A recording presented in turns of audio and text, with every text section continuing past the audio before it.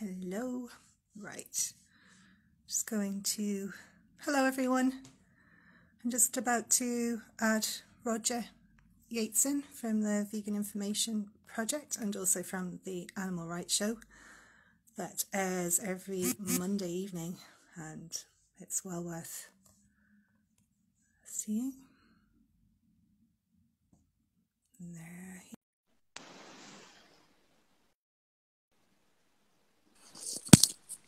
Hello. Hey. Hi, Roger. How are you doing? Thanks for having me back. Come on then, Rouge. Thanks for joining me. So You're welcome. I'm just juggling a cat and a wire here. What's the cat's name? Ruja. Ruja. Yeah. Okay. Means ginger in Polish. Oh, lovely. Hello, Ruja. Ooh. You can just see a tail. You can just see a tail there. Yeah, it's like a periscope, isn't it? Yeah. Mm-hmm. So how are you? Oh, I'm good, thank you. I'm good, thanks. Just had hailstones here, which is a bit strange considering we've had such nice weather. Yeah. I went out earlier to get the van, and it was raining, but not hailstoning anyway. Mm-hmm. It was hailstoning the last time we went to the sanctuary, which was interesting. So it's on Tuesday. Yeah. So just what we're going to talk about today, because you've been very busy helping Declan back into daylight. So we're going to talk a little bit about that today, and what they're doing there with their veganic garden.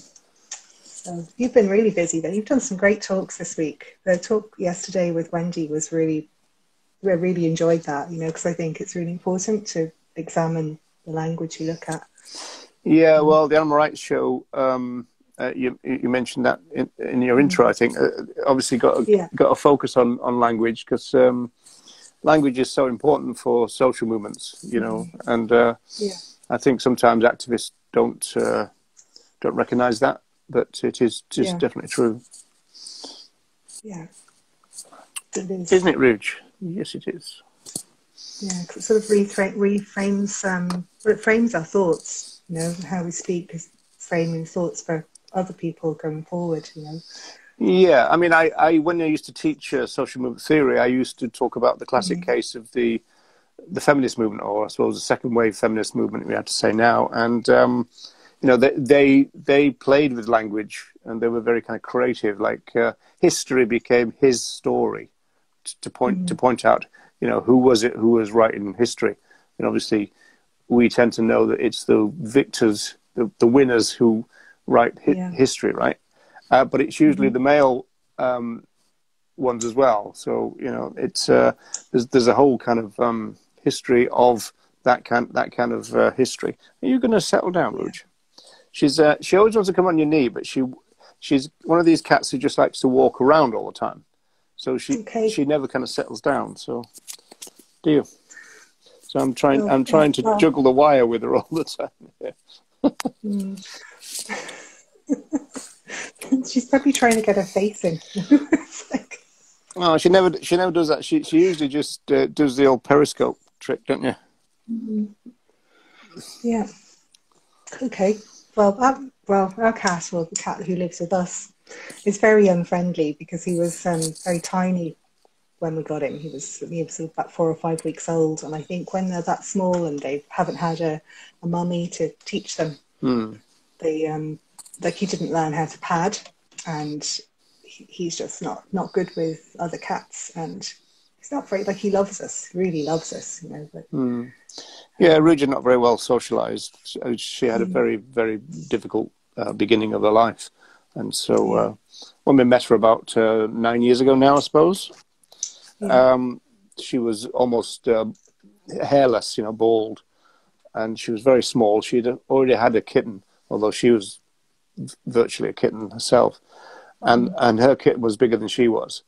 So she'd gone through a bad time, So so it's taken her a long time, many years to come around, but she's not too bad now.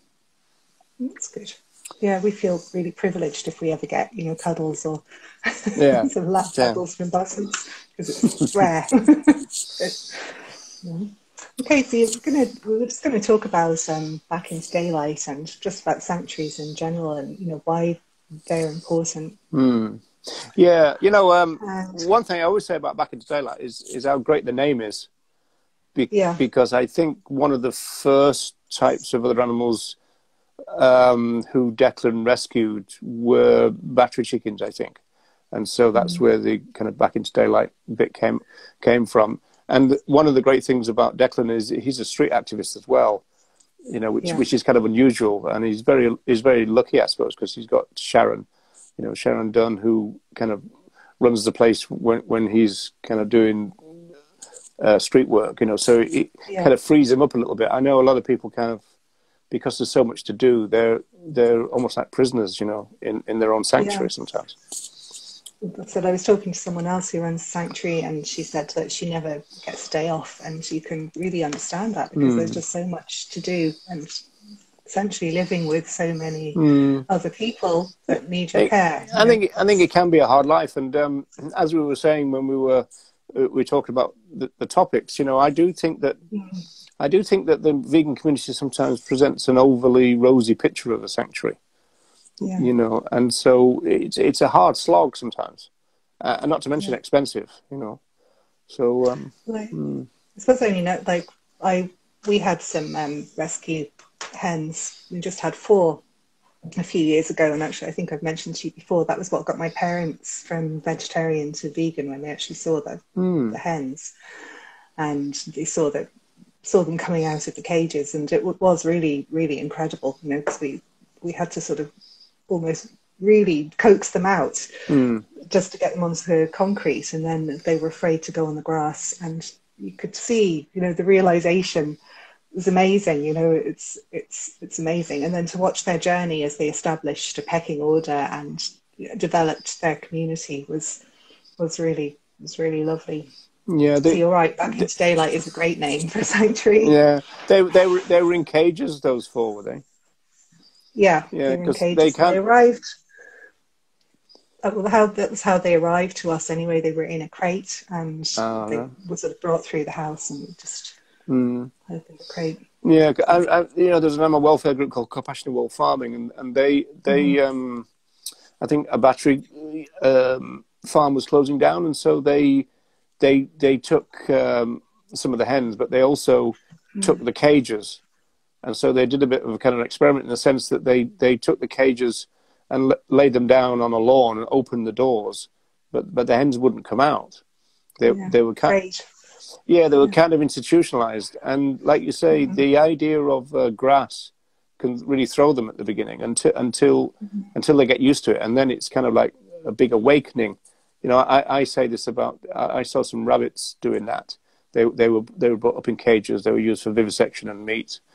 And their flesh were consumed and all this, and so they were liberated by the Animal Liberation Front, and so I actually saw them being taken out of boxes and placed on ground for the first time, and it was an amazing experience because they were kind of thrown by it. They just got down on their bellies, because what's going on, but then within a few minutes they were kind of, wow, this is good, Yeah, make a run for it. Quick. Yeah, they're all jumping over each other and running around, and I mean that was amazing for beings who would virtually not be able to do that ever, so. Yeah, I think that what we did was we fenced off. We didn't have a huge garden, but we fenced off half of it, so half of it became, like, I suppose, the hens' ground. And they actually, we were just amazed because they learned within a couple of weeks that they could get over the fence. Right. So it became totally pointless. The fence was probably about 4 foot high, but they were able to get over it. So, which was nice. Yeah, I believe some of the chickens at Eden, I think they roost in the trees at night. I think, or they used to. Okay. So that I haven't been to Eden for a while, but I mean, Back into Daylight is kind of like a working sanctuary.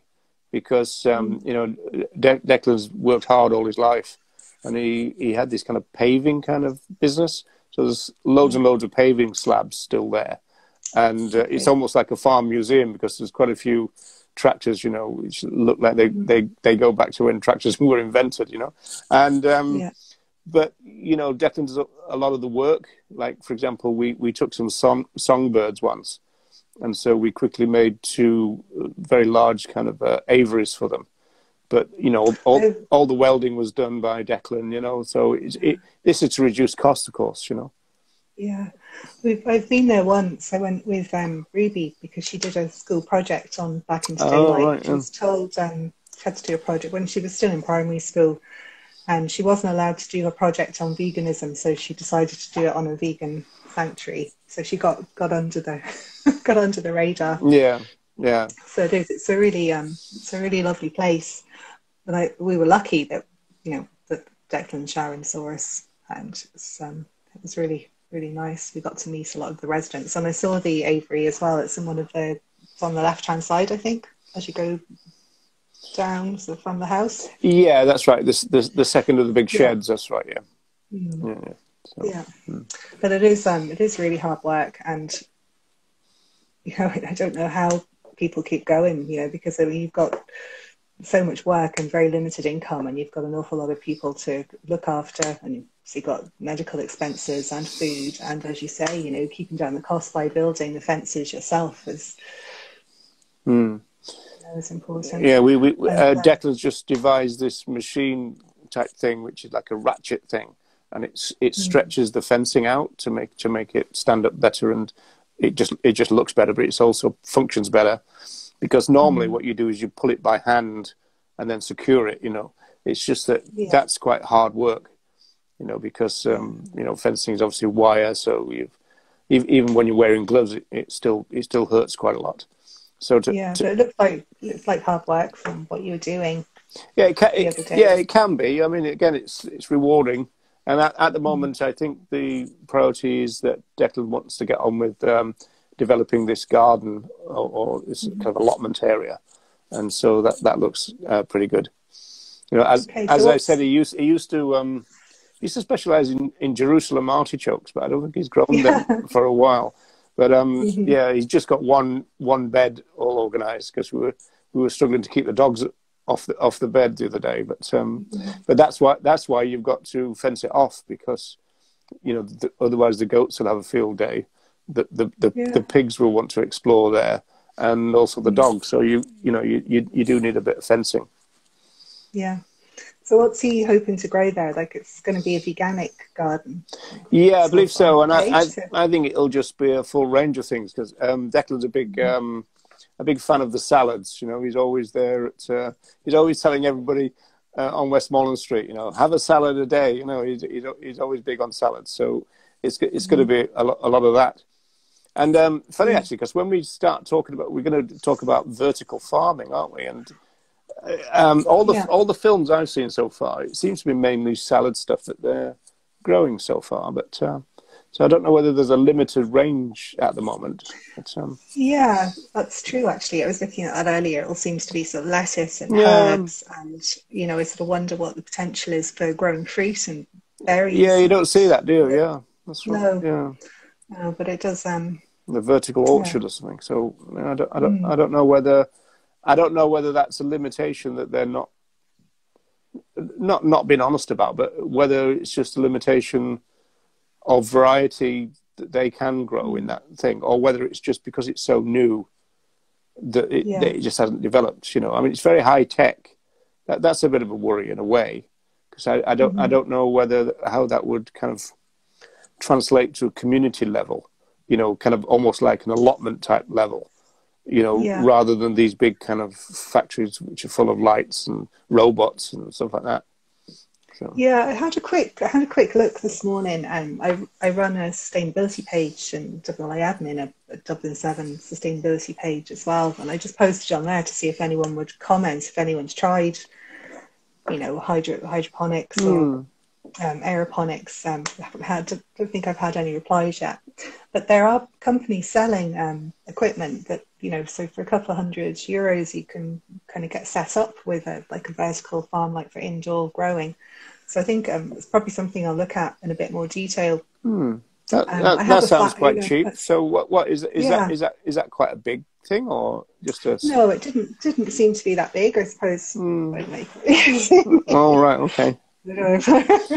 you know. But I'm not very good with like sizes. It didn't look that big, but I think it would probably get you started. And I think I know from like locally here, people are growing a lot more like vegetables and fruit themselves. I did quite well last year. This year I've just been growing dandelions and making dandelion root coffee. So, so that's all I've been doing so far this year. But I suppose that's something that will happen, is that people who have space, or if they have even space for containers and pots, if we encourage kind of growing it yourself, and there's various projects. I know my friend Grace, who works in a library, she's been heading up grow it yourself campaign from the libraries, where seeds have been going out to people. Okay. And, I guess there are things like seed banks and that, aren't there? You know, to get all that. I mean, I like the idea of kind of raised beds and the idea of no dig. I think that's one of, because obviously these commercial ones, you probably noticed this, that, you know, as soon as they introduce a bit of water, they think, oh, now we can exploit and oppress fishers, you know.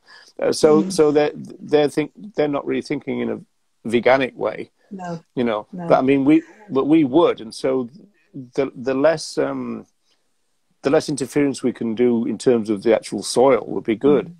You know, so a raised bed, even in terms of labour, you know, if you've got a raised bed at kind of waist height, so it's really easy then to work at it, because you do it with your hands in the veganic compost. So you don't have to dig. You're not disturbing any worms or anyone else, and at the same time, you know you're not bending, you're not digging. It's a lot easier, and the weed problem is a lot simpler too. Yeah, so it's easier for everyone, better for everyone. And I think that's really why I've always been fairly hands-off with garden, but this year I've kind of, I suppose, struggled more with, I haven't got raised beds and I didn't want to start digging, so I'm just sort of looking at what happens, and I will get some things grown in pots. But I suppose what we've had here is, like, I've done some trades recently, whereas I've traded some brownies for some rhubarb, and that seems to be happening a bit as well. And it's kind of like, okay, so what's the vision we want for the future? So we're going to live this revolution, and you know, go back to the barter system. Yeah, well, you know, maybe not go completely back to it straight away, but but it's what are the alternatives to what we have, and are we going to wait for things that was one of the visions of the movement for compassionate living, which was a breakaway from the Vegan Society, and Kathleen Janaway did all that, and that was like the early 80s, and they talked about kind of tree-based autonomous villages. But they even talked about abolishing money, or at least reducing people's reliance on it by things like bartering and stuff. So a very much kind of community-based DIY politics, you know, which is pretty radical. It's a question of scale, I suppose. If you've got an entire kind of planet to feed, whether you could do that in that type of, you know, because one of the advantages of this vertical farming seems to be that you're eliminating all the problems of weather and transportation. You don't have to cater for the seasons and everything. So they all seem to be, you know, advantages, but they're all kind of then depends on technology. You know, there seems to be a lot of lights involved. You know, so I don't know how kind of sustainable that is in your terms. You know. Yeah. Yeah, I suppose the only thing is we have all these empty buildings in the city centre now that were offices that people aren't going to be going back to. So it's, you know, could we use these buildings for vertical growing? So we've got vegetables and hopefully fruit growing there. So you've got like pretty much zero transportation costs, and as you say, the energy for the lights. But if you had like low energy, like LED lights, and I think that's what they seem to use, isn't it? Yeah, so that wouldn't be too bad. But I suppose the macro environment, if you're trying to control that, and temperature, but I suppose it could get costly if you're not using renewable energy. But I think you mentioned the other day, Roger, we've got all these roofs all over Dublin, Yeah. so we've got plenty of space for growing and solar panels. Yeah, well, it's true. So, I mean, people who know Dublin and they know O'Connell Street, one of the famous, well, probably the famous street in Dublin, I guess. But across from the GPO used to be or is Clary's supermarket or department store, I think it was, and yeah, there was a cafe on the top of that. And when you went to look there, you could see it over all the other roofs. Actually tons of space for things like rooftop allotments, rooftop greenhouses, those kind of things. So I imagine that when we are forced to start thinking in those terms, that kind of space will be used. I even mentioned, I thought probably golf links and that would probably be dug up one of the first things I would think, because I mean, not only is it environmental disaster, there's so much space. In a golf course, huge areas. So much space, and they would use a lot of pesticides, and also other animals who dig up the golf courses are targeted as well, aren't they? So yeah, I think I mean, I think they would kill beings like rabbits, but I think they use a lot of water as well. So there's nothing very good about golf courses, I don't think, in terms of from our values, No, and I suppose the other benefit of having like vertical growing, inside, is that you're not going to have you don't have to use any pesticides, which is, I suppose, important because it's going to improve the quality of the food, but also it's not damaging our insect life, so we're not going to damage pollinators. So I think that's really important as well. It's I mean, from improving quality sort of all round and not damaging the environment with pesticides. Yeah, it's almost though. I get the impression that this is so good. So how come it's only just kind of starting? Which is an interesting question, isn't it? And is that to do with vested interests or tradition? All of those things, I suppose. But I mean, in one of the films that I saw, it was showing like a storm situation, and the plants were being blown all over the place and everything. Well, all that is gone with vertical farming. So it seems kind of ideal. I mean, it's hard to imagine the downsides to it. They did talk about the lighting, but then they said that some of them were powered completely by solar power. Then I suppose you've got to think about things like, well, what if you've got a power cut? So I suppose that would involve generators and batteries and that kind of stuff. So so I suppose they might be kind of energy downsizers to it, but it still seems to have more positives than negatives. Yeah, because if you're growing in a city, you don't have transportation costs. Yeah, so they made that point. That's right. Yeah. That's a really big transportation. Really transportation is one of the main problems, isn't it? In the sense, food miles and all that kind of stuff. Yeah, so food miles, you've got the CO2 and fossil fuels emissions from that, but also food waste from things that like get damaged or go off as they're travelling. Yeah.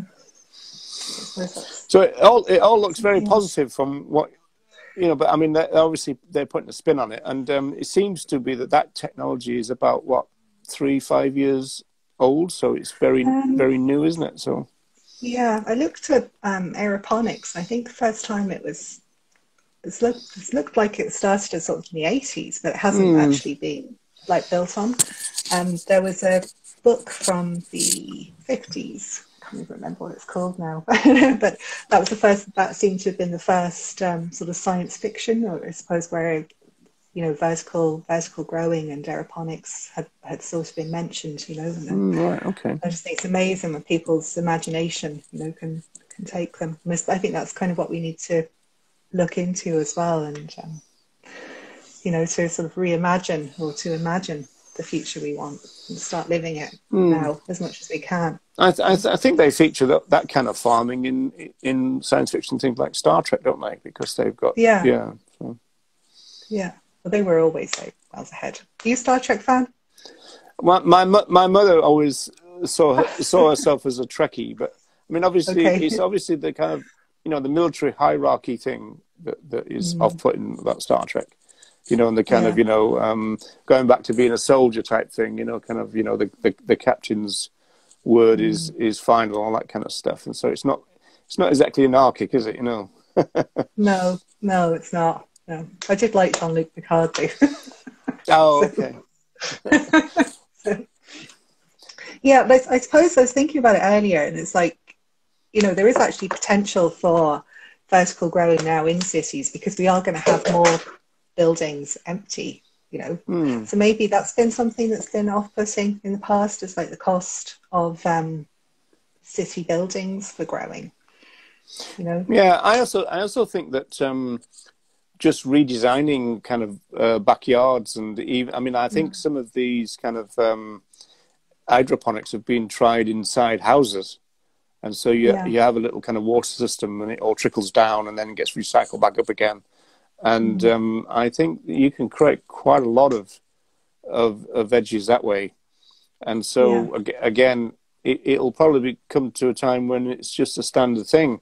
And so you, rather than having a greenhouse as we understand it now, you might just have, you know, a kind of fairly thin box which is stood up against a wall, and you've got a water system that trickles it all down into these systems.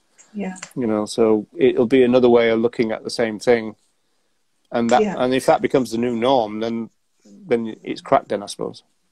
I suppose it's good because you're recycling water as well, so you can use rainwater and then recycle the water. So yeah, they did say that in one of the films that they said that one of them collects water, rainwater, so they don't have to. Yeah. Mm. So cool. Yeah, it's all looking really positive. So we're going to start a movement in Dublin for vertical growing in the city centre now. Well, I don't know whether did I mention last time I was challenged on a TikTok comment saying, you know, why don't you vegans, you know, get together and hire a place and start a vertical farm, and I thought, well, that's actually quite an interesting point. You know, kind of why don't we? You know, I mean, like, let's do it. Yeah, it ended up being vertical vegan farm co-op or something. You know, it'd be interesting. It'd be interesting, wouldn't it? Yeah, the Vertical Vegan Information Project, maybe. I'm not so sure about that. Yeah, could be. Room for discussion. Yeah. I think there might be a better name than that, but. Yeah, not on the ball today. Yeah, so that is really interesting, and I'm sure that things will start, you know, taking off there, because we're going to have a global population, I think, by 2050 of something like 10 billion, isn't it? And that's going to coincide with the collapse of the fishing industry, if Seaspiracy hasn't managed to stop everyone eating fish before then. And also, I think climate change, we're going to be probably about 1.5 degrees warmer. Well, you know, you do get that feeling that, you know, just to put a bit of a dampener on all this optimism that we've been exuding, that, you know, human beings do seem to need to be taken right to the wall before we do anything. And I get that impression with climate change, that things have got to be pretty bad. You know, and then of course you got the experts saying, well, the problem is by the time, you know, if too many of the tipping points go, it becomes irreversible. Yeah. And so, you know, and I also think that, I think for your average person, I know that sounds a bit elitist, but, people who are kind of into, you know, computer games, going to see sports and this kind of stuff, I'm not quite sure whether climate change even registers for people like that. You know, I always think of things like Formula One fans, you know, thousands of people going to watch all this fuel being used and stuff. And, you know, you tend to think, well, where's the climate crisis in that kind of activity? You know, everybody wants to go back on transatlantic flights, you know, as soon as COVID is controlled, you know, so. Yeah. And I think in a way that, you know, it's such an enormous thing. You know, climate change is just so enormous. And it's also just a couple of words. And what does that mean? What does climate change mean? You know, okay, we had hailstones today, but I think it can seem quite complicated. And it's like, well, how do I make a difference? You know, so then you hear, but it doesn't matter what the individual does. We need system change. But yeah, we need system change. So like for me, it's like go vegan, and you know, we need to get rid of capitalism. You know, and that's it really. But simple. Oh, You know? right, yeah, well, okay, simple. yeah. You know, but it's not. But I think everyone can go vegan. You know, that's, you know, pretty much as much as is practicable as per the Vegan Society definition. That's probably the easiest thing that people can do, is to eliminate animal products from their diets, especially if they're living like in a city and they're living close to supermarkets, and also, you know, it's easy to access food. Whereas taking down capitalism isn't that easy, and retrofitting your house isn't that easy, or maybe changing your van to an electric vehicle isn't that easy, but it is quite easy to stop eating animals. You know? And then we're going to get back into going into Lidl and seeing all the processed food that's not suitable for vegans. No. Well, yeah, I love the tone. That kind of, well, taking down capitalism isn't that easy. No, I think you're right there. Yeah, I think you might be right. Yeah. But I think that's part of the problem, is that people hear climate change. It's like, well, what can I do? What can I do? I'm just like one tiny person in this expanse. You know, what can I do? And the answer is, right, go vegan and start living. Make tiny changes. Imagine what you'd like the future to be for your children, if you have them, or for the generations coming after us, and for everyone on the planet. And start making those changes and start living it now. Don't wait for the collapse of like world systems, and for, you know, the population to hit 10 billion, and for climate change to mean we don't have any food. Start making the changes now. Well, you know, I mean, it's interesting that, because obviously we've got all these arguments about if we had a plant-based system, then there would be food for a lot more humans. I mean, the point is, though, we've driven free living beings to being about 4% now in terms of mammals, right? Yeah. So the more of us, then surely that's more encroachment on habitats. And it seems that encroachment was the cause of COVID anyway. I mean, you know, some of the experts are saying that the fact, you know, you've got you know, great kind of tracks going into areas where human beings, by and large, weren't, you know, like deep into rainforests. So now you've got things like bushmeat and those kind of trades. Then you've got the bats, and then, you know, pangolins and the intermediary, you know. So it's our. I mean, I think you're right about the veganism thing, because I think if we are going to kind of solve these issues, we need a different mindset, and the vegan mindset seems to be the most relevant. And I think that's why I suppose the vegan community are maybe in conflict with, you know, what's it? You know, the rebellion thing. You know, and they're kind of saying, well, it's not down to individuals; it's down to individuals to try and bring about system change. Yeah. Well, you know, how it's difficult then, isn't it? I mean, because it's kind of like you're trying to bring down or change a system from the inside, and you're not actually doing anything on an individual level as well. So I'm not quite sure how seriously a politician, for example, would take something like that. No, I think it has to be individual action as well as understanding we need system change. There's no point, well, there is a point making individual changes, but ideally you make individual changes. So you look at what you want the future to be. So I want the future to be total liberation. And I want a future, you know, for the planet. So it's making those changes now. That's what it's about for me. It's why vegan education, what you're doing, the outreach is so important, you know, and it's why these talks are so important, you know, so to make those changes. And then as you learn about the changes you're making, and you learn about movements, you learn about the animal rights movements, and you learn about total liberation, and it is a process and it is a journey, you maybe understand a bit more about how we can change the system. But we're all cogs in this system, and we all need to make the Yeah, well, changes. It's we're not all in somebody else off there. It's us. yeah, You know, it's all of us we're in for the group. a system we're trying to change, which is a hard thing to do. But I mean, Yeah. the critique of things like vegan education, and that's come from people like Steve Best or even Yeah. the Cranky Vegan, for example, is that, you know, we don't have time, you know, because, I mean, Steve Best used to talk about we don't have time for one plate at a time. In other words, trying to convince people to go vegan on an individual. We don't have time. But the answer to that is, well, what do we have time for? Because, you know, a pressure campaign can take years.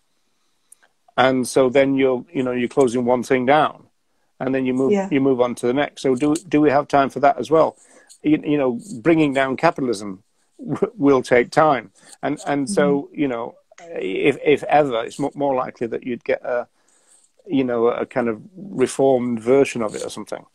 And so all of that's going to take time because you've got a lot of vested interest involved, you know, and that's one beauty thing of doing your own thing, in the sense that you're not being told what to do.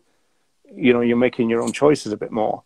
And another thing you're not doing is you're not trying to beg politicians, you know, to do things. Because I mean that's a very kind of weak situation.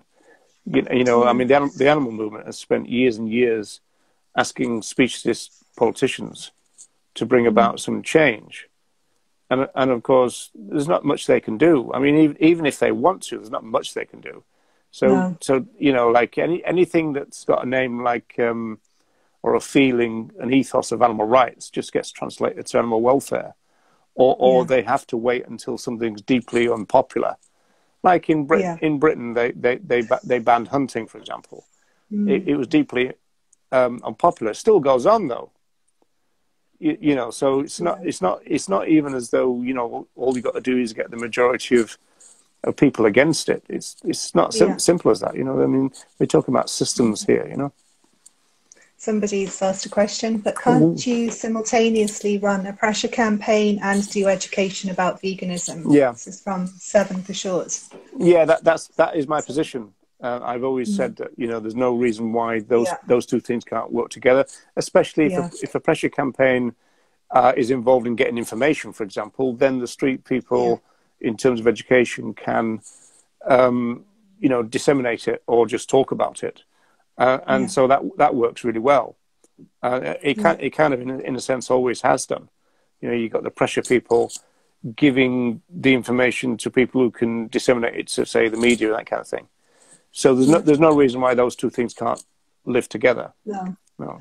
And they coexist, but they're also expanding the reach for vegan education. You know, and I think the more people who are doing vegan education, the more people will become vegan and understand veganism, and then pressure builds up the system. Maybe not system change, but for change. It's like often politicians, as you say, with hunting, they don't react until there is support for change because they want to stay elected. So they're going to stay that's right. doing what people want to do. I mean, we saw that here with the Together for Yes campaign, where the abortion law changed here, and again with marriage equality. Yeah, that's to build up.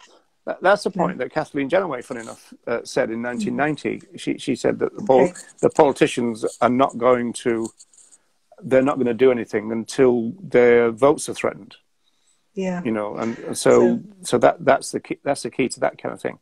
I would go back to the kind of the mixture of pressure campaign and vegan education.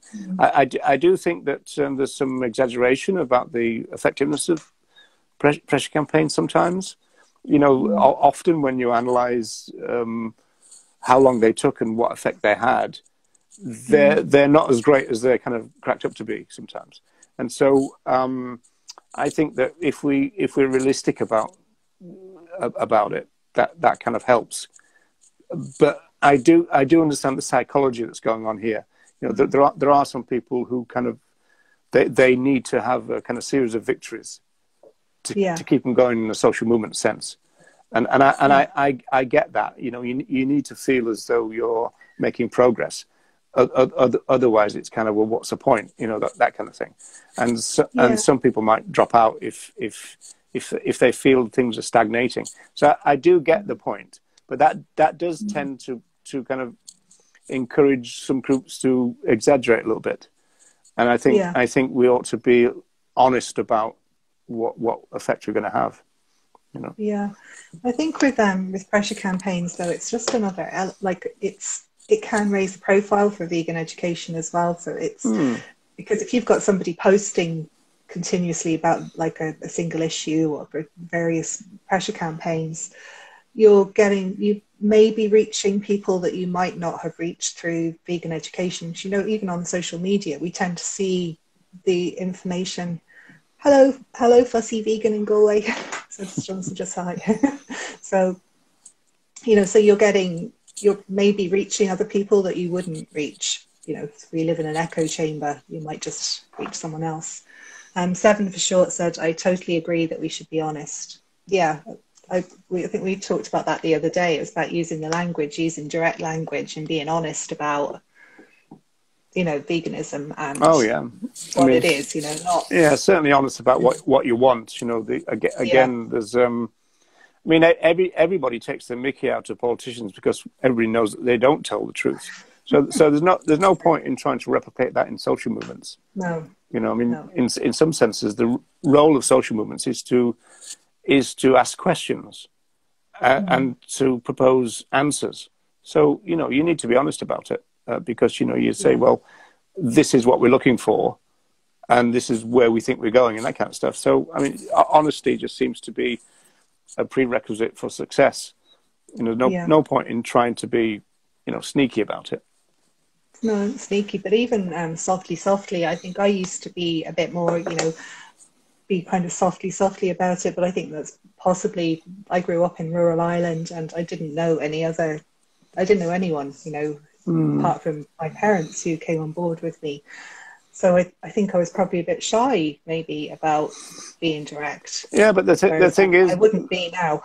Yeah, but the entire movement was. I mean, it's a point that we brought up yesterday in the thing I did with Wendy. You know, and it's only really in the 21st century where vegan education, as we know it, started. Certainly on a big scale, and it's still not a very big scale now, but. You know, we've got kind of veganism as the moral baseline, if you like, but this is new. You know, some of the most influential groups in the world were frightened of veganism. Yeah. You know, until recently, and so you know that has been a problem. But that kind of battle, in a sense, has been won, I suppose. You know, until somebody produces some research saying it'd be better off to start saying vegetarian again, you know. So there's always going to, you know, I think you'd have to keep your eye on the national groups in that sense, because if they get a bit worried, they will then start to moderate their language because, you know, most of the time that obviously they've got their jobs to think about this kind of stuff, things that the grassroots don't really have to do. That's why the grassroots can be more honest. So that's why I've always favoured the grassroots, because it's a kind of tell it where it's at type place. Yeah, you know. That's interesting. So I had a chat. Unfortunately, I had a chat yesterday with Mayana from Anti-Speciesist Arts Collective in London, and I hope this doesn't happen today, Roger, because my Instagram crashed at the end of the chat and it was gone. It was just gone. Oh, and Diana was saying, you know, she's involved in grassroots movements in London, and that was a deliberate decision because of some early involvement, you know, there. And she very quickly realised, you know, that it was better to get involved with grassroots movements because it is honestly more honest, and you're not looking for your salary. It's the same with politicians looking for a vote. Maybe the national organisations are, I suppose, doing what they need to do for their board of management and to keep their pay as well, to be attracted to as many people, and maybe the funding is coming from the government. 7 for short said, between advocates, I mean, and I think that we're referring back to honesty, being honest. So between advocates. Yeah. So, I think the limitation of vegan education is the fact that there's not enough of it at the moment. You know, I really do agree with Ronnie Lee's position on this. I mean, Ronnie went vegan in 1972, so he's seen a lot of changes, and he's now seen the growth of vegan education as we know it, as it were. But it's usually, I mean, just take Ireland. It's kind of like in the big cities, if anywhere. It's mainly mainly in Dublin, isn't it? And so we kind of need this kind of stuff spread about everywhere. Yeah. And we're not getting that at the moment. And you know, exactly why, you know, I think the money's got something to do with it, but it's not just that. It might be something to do with the mindset and the idea that it's convenient to kind of give a subscription and then let somebody else do your job, or you kind of go to Patreon and go, okay, well, I've given you the $2 a month kind of thing, so you go do it. That's a bit convenient, and you can, in a sense, get on with your life. But DIY politics requires more than that. It means that everybody needs to step up and you know, get involved. So if anyone's listening now, or if they're listening in future and they're watching a replay, if you want to set up a grassroots organisation in your town, you know, and do some vegan outreach, let us know. Yeah, well, going back to Declan, I mean, his group is called Vegan Education on the Go, and that name was designed because that's the idea that Declan had, that he could maybe encourage people all over the country to do it, not just be involved in Dublin. Yeah. And he's always got that kind of idea, you know, once we get a certain amount of people, we try and split into two, you know, it's like cells dividing kind of thing. Yeah. And I mean, that would be a good system. I do think probably it takes a particular kind of, maybe a certain organizer's mindset, maybe to do it. You know, you've got to think kind of logistically, perhaps, you know, and it obviously helps if you're the one with the vehicle and you're the one with the wherewithal, you know, that kind of stuff. And so I suppose those factors come into it. So you're back to kind of psychology, and I think that on the other side of that kind of coin is, I think that the growth of things like the Cube has been because people are given a very easy way to do something that they've been told is the best thing you can do, and so you kind of turn up, get told what to do, and the more organized the kind of people, they actually get told what to say. So it's like a script, it's like a scripted form of activism, which is very alienating to me, because it seems to be disempowering. You know, you got to have people in Australia telling people in Ireland how to set up and everything, and that seems a bit weird to me.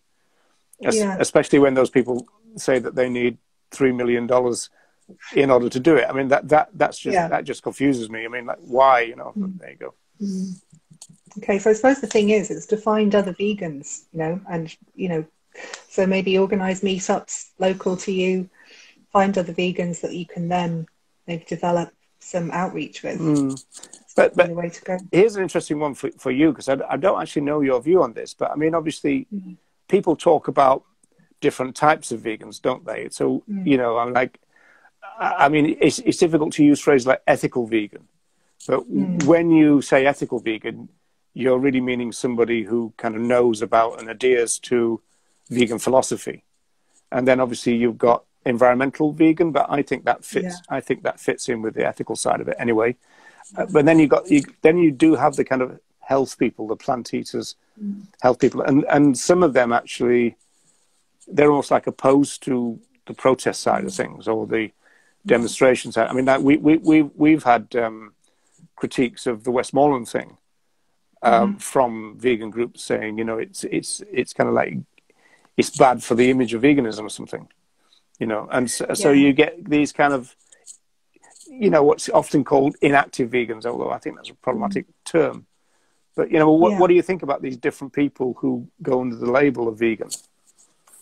Somebody's commented here, sorry, 7 Short, I hate the term ethical vegan because it implies that there are unethical vegans. Yeah, I do too. That's actually, I hadn't thought of that, but No, it's a very problematic term. It's just that it's a kind of way of differentiating, you know, but I mean, some people think ethical vegan means vegan for the animals type thing. Well, that's a bit simplistic too. But it is true that some people come into what's called veganism for different reasons, and then the usual kind of shtick on that is that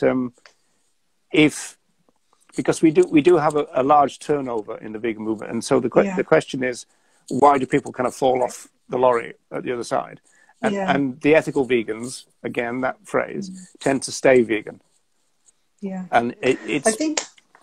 Yes. Yeah, I think it's. I think people need to find other people to support them. I think that's, you know, why, like, how you keep people in the movement. Well, it is a social movement. It is, it is, and it's like definitely the hardest part of being vegan is socially, and we touched on that the last time. You know, what do I think about different types of vegans? For me, it has been a journey, and I'm learning all the time, and I'm every day I learn something new, you know, and I feel like every day my eyes are opened to something else, you know, or like a deeper understanding of total liberation. And there are other people who seem to get it just like that. For me, it's been, you know, I'm 47. I've been on this journey for a very long time, and, you know, understanding the politics of it a bit more every day, and then understanding how everything is interconnected and how we need system change. And we start with going vegan, you know, and explaining and educating about what veganism is. I think from Instagram, like where we are at the moment, I post a lot of food on here, and I see a lot of people who have started off as vegan, or, you know, they say vegan, but they're plant-based for health reasons. But I've also seen them journey, you know, and I've seen them journey from, oh, hang on a second, because they're exposed to, so they've gone vegan, or they've gone vegan for health reasons, so they're plant-based, but then they're starting to see posts about, you know, animal rights, or maybe anti-oppression, anti-speciesist, and it's that information. It's just getting the information to people, because people are so busy, you know, with like living our lives and working, you know, 40 odd hours a week, and maybe looking after, you know, older people in the family, maybe younger people in the family, and not having time to think about it. So it's getting the information in as many different channels as possible. Yeah, you know? I tend to see my job, to speak that way, as kind of just reminding people about the values of the vegan movement, and certainly the values as expressed by the people who started it, because I think that they were kind of fairly kind of radical, even revolutionary, if you want. And so you know, to the extent that they started, you know, a branch of the peace movement during the Second World War, which is a pretty radical thing to do, but they paid a price. I mean, the ones who became conscientious objectors, they had their rations slashed and this kind of stuff. And so they actually paid a physical price, but they had a great vision. And there are some kind of reducitarian strands in the movement, and I tend to think that's quite damaging. There's nothing wrong with the expansive, I suppose you could say, utopian vision of the vegan pioneers. I mean, they saw the future of the world as being kind of peaceful across the board, kind of based on things like justice and, you know, against oppression, against exploitation, you know, right across the board. And so they would often say that animal liberation and human liberation is kind of the same thing, you know. And Donald Watson kind of said it's got to happen at the same time as well. It's not, you know. Whereas someone like you know, Tom Reagan would say you kind of try and take out one brick at a time. I'm not sure about that, because, you know, those bricks, you know, whilst you're looking down here, another brick's being put into the wall again. It needs to come down, like the Berlin Wall. You know, I mean, you couldn't take that down one brick at a time over generations. You got to knock it down. And I think with total liberation, you know, so with animal and human liberation, if you go for total liberation, if you aren't going for total liberation, you're just actually restructuring the hierarchy. So it all does have to happen together. And I think when this is something like we all live in fear, where we're still exploiting or using and murdering, you know, we're all in fear of being othered and becoming the other. So that's why the system keeps us in line. You know, I don't know how you feel about that. So, yeah, absolutely. It's been going on in my head. I wouldn't argue with any of that. Yeah. I mean, I think there's a genuine fear in the movement that you see, there are some people now kind of telling this tale, which is a bit of a myth, that the kind of pro-intersectional elements of the movement are being injected into an animals only movement, whereas actually it's the other way around.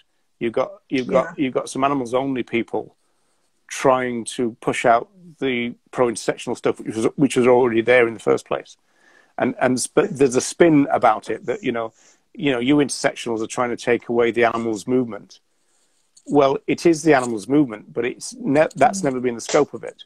And so it's almost like there's a problem in people's mind. It's almost like they've manufactured it half the time. It's not really there. I mean, they say the animals need a movement. Well, they've got a movement. The vegan movement is the animal's movement.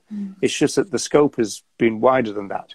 Always has been. It's not a threat to the focus. The scope is not a threat to the focus. In fact, if anything, conceptually, theoretically, the scope of it, kind of understanding liberation broadly, kind of focus the focus. But there's never a threat to the focus. So there's not, I mean, I keep saying stop panicking. I mean, so some people kind of, you're taking my movement away from me, type of thing. Well, no, that's not what's happening. Sorry, Seven for Short commented, people who are seeking to avoid animal use but not for ethical reasons, I guess. So I think that came from a while ago. So sorry. Oh, sorry. Hi, it's Elliot, by the way. I'm usually watching on YouTube. I think I saw Elliot yesterday. Yes. So, yeah. Hi, Elliot. All these people, all these different names. Yeah. So, I thought that changed. I did change mine for a while on here, and I kind of confused me more than anything. So. Oh, okay. Yeah. So put it back again. Right. But yeah, I don't see how you can have an animal rights movement without including humans in it and without including the environment, because it is all interconnected. It is all interconnected, and I think sometimes it's hard. Sometimes it's a hard concept maybe it's not explained clearly enough, which is why we're back to why vegan education is so important and what people. It does raise issues that are being more controversialized at the moment. Like for example, back in the 80s, probably into the 90s, it would not have been particularly controversial to say that we are part of the progressive social movements to do with social justice, and that tends to mean that it's left-leaning, not necessarily left-wing, and certainly not far left. Although again, Steve Best would include the far left right down to kind of left liberals. So we've always had a bit of a left-leaning group, and so in terms of its values, I mean that's what Steve Best says. Where do you think we got our values from? They're from progressive movements, right? And so if you think about our values and the other groups that share them, they tend to be left-leaning. I think there's some people from the right of the spectrum coming into the movement now, and they don't like it, and so I think they're the ones driving the animals only type. The sort of reducitarian approach. But I think because veganism is so radical, like the system is going to be afraid of it. It's like the system and but people who want the system to remain will, as you say, kind of try to reduce it to animals only. Well, I mean, they think it's a way of bringing everybody in, but of course, and making the movement apolitical. But the apolitical stance is a political stance. Being apolitical is a political position, and the idea that we can get everyone marching for the animals is very politically naive. It just doesn't work, because if you've got people who've got oppressive views, then the people who are affected by their oppressive views won't turn up. So by default, there's a kind of chosen population in a social movement, but by default. And if you say everybody's welcome, that doesn't actually make everybody welcome. It alienates a lot of people, usually the most vulnerable, and the ones with the more radical views usually. So then the movement moderates and moves to the right. Well, we don't want that. At the same time, I think it is a genuine fear in some people's thinking. Well, don't bring human politics into it. Well, we're human beings. I mean, that's one of the problems of the social movement. They're full of humans, right? And so, you know, I mean, that's one of the problems of it. And that's why pro-intersectionality is important. Yeah. But I mean, I agree. Yeah. How are we doing time-wise? Okay, we've just hit the hour, Roger. I Oh. know that was a lot. I know we had a lot more. Yeah, blimey. Was that an on hour? our I list. thought we were about 20 minutes in. Okay. I know. Yeah. I've got another appointment, so we need to wrap up fairly soon. Yeah, I have to go and get my daughter. Oh, well, right, so right. Yeah, can't leave her swinging, kind of looking at the old watch like this. Kind of. So that's a whole other thing, because she's the only vegan in her school. So that's been interesting. You would have thought, though, wouldn't you, that was getting increasingly rare, though. You would have thought, especially in a place like Dublin, you would have thought, right? Yeah. Yeah, well, hopefully, she'll spread the word and things happen. I think there's a few vegetarians now, but they're not vegan yet. Sorry, someone said, sorry, hi, Elliot's just said, it's funny how to this day people in England complain about lack of food options which are suitable for vegans, given the context in which the movement was started. Yeah, exactly. Well, there's so many food options now. Yeah, well, that's a totally different argument. But I mean, there's certainly a lot more. I knew somebody who used to run a community radio station in Ireland, and he went and lived in Birmingham, and he said it was like vegan heaven compared with Ireland. Even when Ireland is now being flooded with vegan stuff, you know, England's always got more anyway. So. Yeah. I did some shopping comparisons with someone in Essex recently, because I wanted to see if we had the same products available here, the difference in packaging and the difference in price. And I think Aldi was 28% more expensive here, which was awful, and that some of the packaging was worse here. There's no recycling stations in any of the shops in the UK, so it was kind of interesting to see, you know. Did I ever tell you that I went down?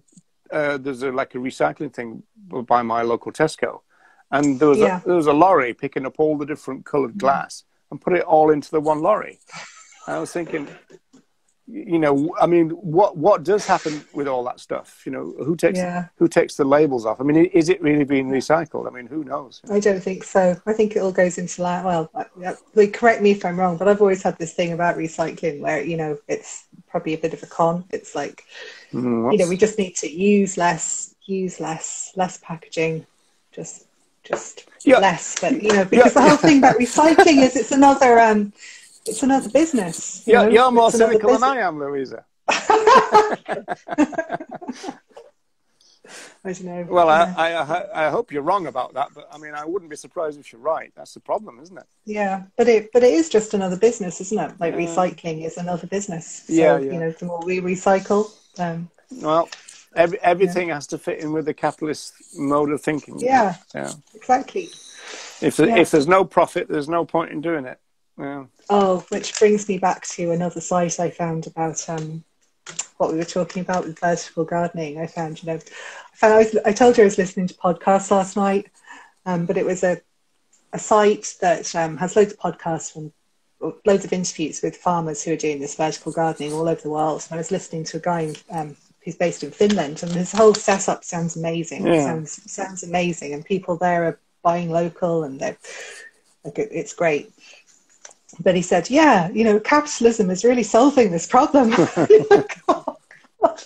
Well, yeah, I guess they would. I mean, a lot of people who are pro-capitalist would say that you know, capitalism kind of encourages entrepreneurs, and that's what you need. I mean, presumably, you know, does that mean that vertical gardening is really taking off? Then is it? I mean, you say it's a global thing, right? Yeah, but it seemed to be. There were interviews from people all over the world. I think I listened to about 3 different ones. They were 3 different places. The guy in Finland was interesting, and I listened to all of his interview. I didn't skip through it. So it does seem to be starting to take off. Maybe in Ireland we don't see it as much because there's more land here. There's more sort of land available. Yeah, it'd be interesting, wouldn't it? Because presumably that's one of the things that subsidies are going to play a role in. Yeah, and that's one area of political campaigning that I think that we can. Is important. Yeah, I think so. Yeah. But also, if we move most of our farming to vertical buildings in the city centre, you know, and we're all living in flats because we're all going to need to move up because we're going to need to like free up space, we could potentially rewild a lot of the land. Yeah, or maybe absolutely. we can grow teasels for goldfinches. Yeah, So bring back the Irish forests. I mean, Ireland was a forest, yeah, wasn't it? I mean, that'd be amazing, wouldn't it? I mean, talk would be. about the recreation Oh, that we could do that. You know, wind yeah. farms. I mean, yeah. That would be a great vision where we don't have to think of the countryside as the food providing area. We could actually grow our own food where we live. I mean Yeah. it's kind of obvious in a way, isn't it? You know, it's kind of Really, really obvious. Yeah. And that's like, it's like I think we just need to but have more conversations about reimagining or imagining our future. Yeah, I've got this horrible feeling though. It's so obvious that there must be something wrong with it then, because if it's so obvious, it should have been done by now. So. Well, there you go. We're back to that gaslighting thing I was saying to you the other day. You know, you walk around a supermarket and you know they're dead bodies. You know there are dead bodies in the cupboards, but society's telling you it's not. It's interesting. Supermarket and morgue, and that's what that's what yeah. It is, yeah. I know. Right. So I guess we both have to go, don't we?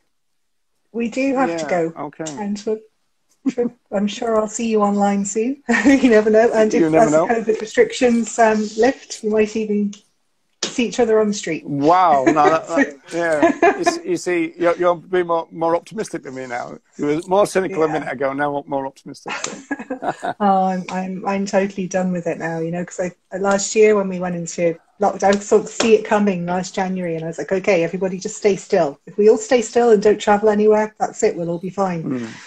But no, I think this is going to be now the way it's rolling out. This is going to be it for another couple of years. So I'm not really being that much more optimistic at all.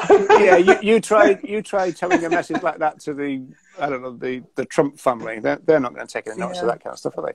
No one's going to take any notice. So I think it's just, you know, just do what you can, and you know, try and spend time with the people who make you happy, and do vegan education. Yes, that sounds like a very positive note to finish on. That's great. Yes. Yeah. Okay. All right, see you, Roger. Yeah, thanks for tuning in, folks. Yeah, thank you. Bye, everyone. Talk to you soon. Bye.